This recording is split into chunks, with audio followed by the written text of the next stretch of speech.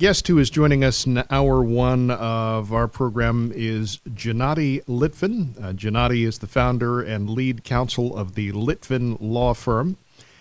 He is joining us on our program to explore some of the things that we should know, especially those of us who either have faced or in some cases are facing harassment from creditors. Now, there's a lot of people who, quite frankly, have been through some very tough times, and people are going through some tough times with the whole economic downturn / recession, however it is you want to phrase it, that has taken place in this country and literally in spots around the world as well.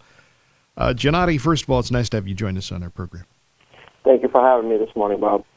In beginning this discussion, and you were joining us to share some information that I think will be hopefully enlightening to people who are listening to this discussion today. I guess one of the things that's at the core of what you're going to bring us information-wise is the fact that for people who are facing those harassing creditor efforts, the calls, in some cases, people actually get things through the mail. I guess, and maybe even in some rare cases, they actually get visits at their door. But the people who are in debt do still have rights, don't they? Absolutely. And the saddest part of it all are the people that don't know their rights. I mean, look, when the creditors are calling you, they're calling your family, they're calling your job. They're not allowed to do that. And if the average individual getting these phone calls knew that, your life would be that much better, and you would know what to say and what to do just at that moment in time. Now, when you say that they're not allowed to do that, this brings up an interesting area of discussion because many of us have heard of a piece of legislation. I believe the official title was something like the Fair Debts Credit Collection Act, something like that.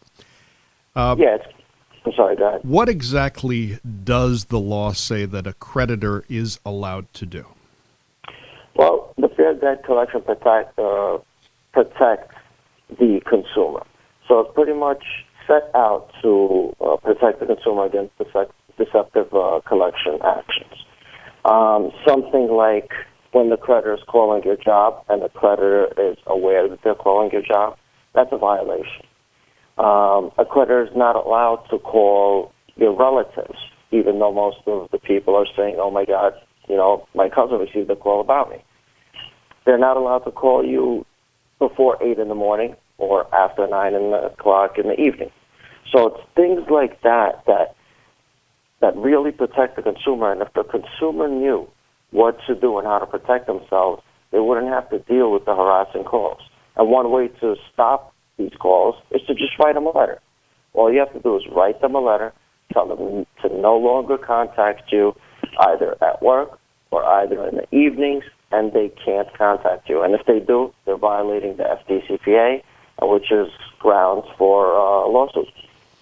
And if they violate that piece of legislation, you say it's grounds for a lawsuit. Are there any other repercussions for them? I mean, does the law itself hold penalties? Oh, absolutely. If it's taken distance, the collection company or the creditor may not be allowed to collect in the state that the violation is being perpetrated in. And to the collection company or to the creditor, that's millions of dollars on a daily basis that they're collecting. So can you imagine if, let's say, Chase is no longer able to collect money in the state of New York? Mm-hmm.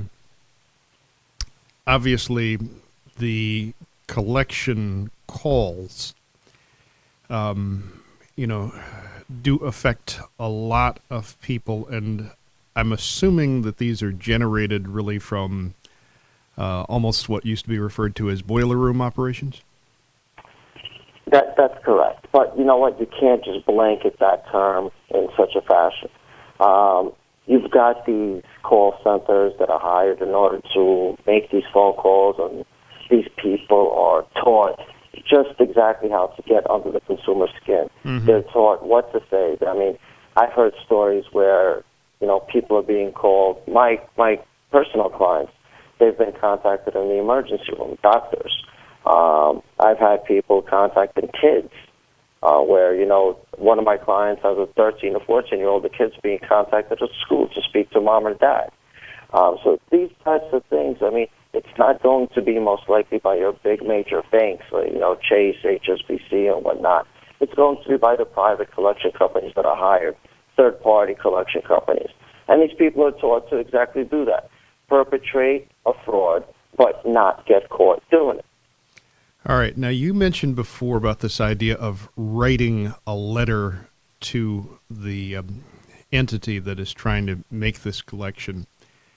When you say write the letter and you specified about what kind of specific actions to tell them to stop, how is that letter sent, and does that matter? You know what? At the end of the day, the most important thing is that that letter gets into somebody's hands in the company, and you've got the proof. If you send the letter, whether it be fax, whether it be certified mail, make sure you've got proof that the letter is sent. As long as you have proof, you can fire back at them when they call you and violate that. And I promise you, I'm going to say 90% of the time, they will call in the weeks to come after you send that letter. What does that give you? That gives you leverage. So if you're willing to get out of that debt, probably for even less than what you owe, use that letter. Tell them that they're violating the Fair Debt Collection Practices Act. And use that to get savings and pay them pennies on the dollar. It's done. The market allows it right now, so why not do it? Now, the other aspect of this is for people who are in debt, and, it's debt that they acknowledge that they have. Is there any sort of move on the part of these companies to try at all to work with people more, especially with, the way the economy has hit people? I think we're all feeling the repercussions of what the economy is doing right now. The banks are obviously some of the organizations that are as well. Listen, they were given the bailout money, and they were told to work with the consumer. Yes, the banks are working with consumers, but to an extent. They are offering deals. They are offering repayment plans. However, the consumer needs to know, and the average person needs to know, what's a good deal, what is available to them. Recently, a piece of law came out. Every single credit card bill, you'll notice, has a little box in there. In that box, it will state how long it's going to take you to pay your debt off if you're making minimum payments. This was only about 18 months on the books. Before that, credit card companies were able to charge well over 20% into the 30% range and not even tell the consumer that they'll never be able to pay that debt off in their lifetime. Right now, they actually have to say that. Imagine looking at your bill and seeing that you're not going to be able to pay your debt off within your lifetime. I think that's a scary thought, and for most people, that's going to be an eye-opener. Do you think it really will be, though? Do people even look at those things? You know what? Right now, I think the code came out and the law came out to do exactly that, to be an eye-opener. Now, whether people look at that or not, it's definitely going to make them think about it more now than it did before. We're talking with Gennady Litvin on our program. He is the founder, lead counsel of the Litvin Law Firm. He has joined us on our program. We'll be talking about a number of areas involving finance and about money and about issue. We've covered a little bit of this issue about people being harassed by creditors. They're obviously, with the way the economy has been hit in this country, a large part of the problem has stemmed from foreclosures.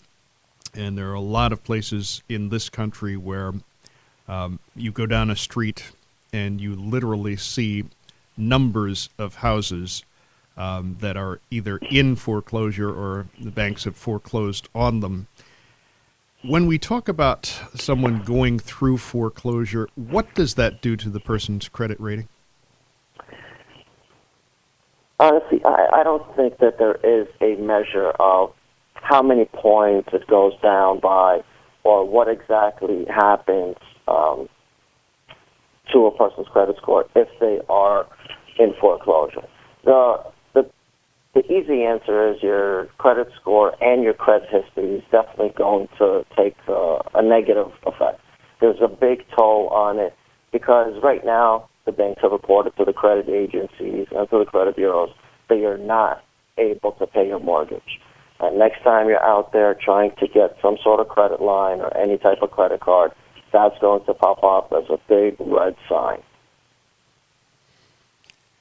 And if somebody who's listening to our discussion today, and I'm sure that there are people who are listening to this discussion who are in this situation of feeling like they're about to be foreclosed upon, is there anything that they can do?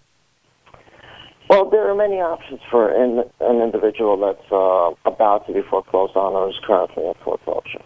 The problem is that not many people know what they are. For instance, if you know that you're about to fall behind or if you currently are falling behind, start talking to the bank. Give them a call. Tell them what options the bank can offer you. That's the first thing that you can do. You've got to open up a line of communication with the bank. They'll send you out a package. They will try to work with you. Now, after things have been initiated, it's going to be a difficult process to get something out of the bank because the bank is such a huge organization that you'll never really be able to track the documents that you're sending over to them. You need to be consistent. You've got to be in contact with the bank. Make sure you've got proof of everything you mail out, that you fax out, and follow up on a weekly basis with the bank. But the first thing to do, open up a line of communication with the bank, see what your options are, and see what they offer you. And do you maintain communication with the same person at the bank? Is that important? That is definitely important. No matter what anybody tells you, take a number, take a name, take an extension. You always want to talk to the same individual that's dealing with your case. As impossible as it may sound, sometimes it is possible to speak with the same individual. It's a lot easier to speak with one person than with 30 people at a company like HSBC. We're talking with Gennady Litvin on our program. Gennady is the founder, lead counsel of the Litvin law firm. He has joined us in this hour of our program. When we talk about the term predatory lending, this term has been bandied around an awful lot in this period of time after the whole foreclosure crisis in this country. At times I wonder if people know exactly what that term means, Gennady. Bob, honestly, I think we should take probably a moment of silence before discussing this topic. But all kidding aside, predatory lending essentially means that you got a loan or you got money that you shouldn't have gotten, or you've got it at unfair rates. Somebody pushed you into it. Your mortgage broker was trying to make a great deal, made a great sale, and now 4 years down the line, you're in foreclosure because you should have never gotten the money in the first place.